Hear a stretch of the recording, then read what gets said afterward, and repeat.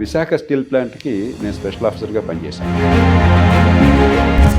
AP గారు Vizag steel ప్రస్తావించారు. ఇవాళ ప్రభుత్వంలో నడిచే విశాఖ స్టీల్ ప్లాంట్ ఇప్పటికీ ఇనుప ఖనిజ గనులు లేవు. సోషలిజం పేరిట విశాఖ స్టీల్ ప్లాంట్ సపోర్ట్ చేయలేదు. రాజ్యాధికారం అంతా కూడా వాళ్ళ చేతుల్లో ఉండాలి, అంతా వాళ్ళ చేతుల్లో పెట్టే పబ్లిక్ సెక్టర్ వాళ్ళ చేతుల్లో ఉండాలి, పన్నులు వాళ్ళకి పెంచాలి, వాళ్ళు తినేసినా కూడా మనకు పనులు చేయకపోయినా కూడా అంతా డబ్బు వాళ్ళ చేతుల్లో చేరాలి, అధికారంతో వాళ్ళ చేతుల్లో చేరాలి, వాడే శాసించాలి మన బతుకుని చెప్పంటే ఏంటి? రాజ్యం పరిమితంగా ఉండాలి, సమర్థంగా పనిచేయాలి, జాబ్ లేదు. 5,000 మిర్కా బజ్జీలు అమ్మాలి అన్న. ఆయిల్ లోనికి ఇస్తారు, మిర్చి, ఆనియన్, ప్యాస్ అన్నిటికీ పెడతామని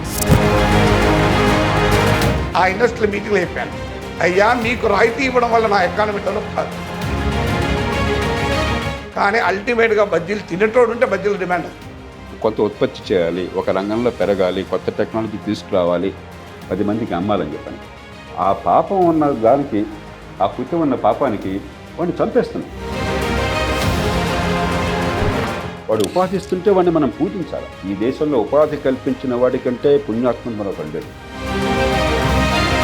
నువ్వు మంచి గడ్డదే పూర్తి నువ్వు ఇట్లా చేస్తే ఎవరు చూడడు. సో నువ్వెంతరా అంటే నువ్వెంతరా అని గల్లా పట్టుకున్నా అనుకో, ఏంటి జేపీ గారు వచ్చి ఏమనుకుంటున్నారా గ్యారెంటీగా 10 మిలియన్ మీకు డౌటే లేదు.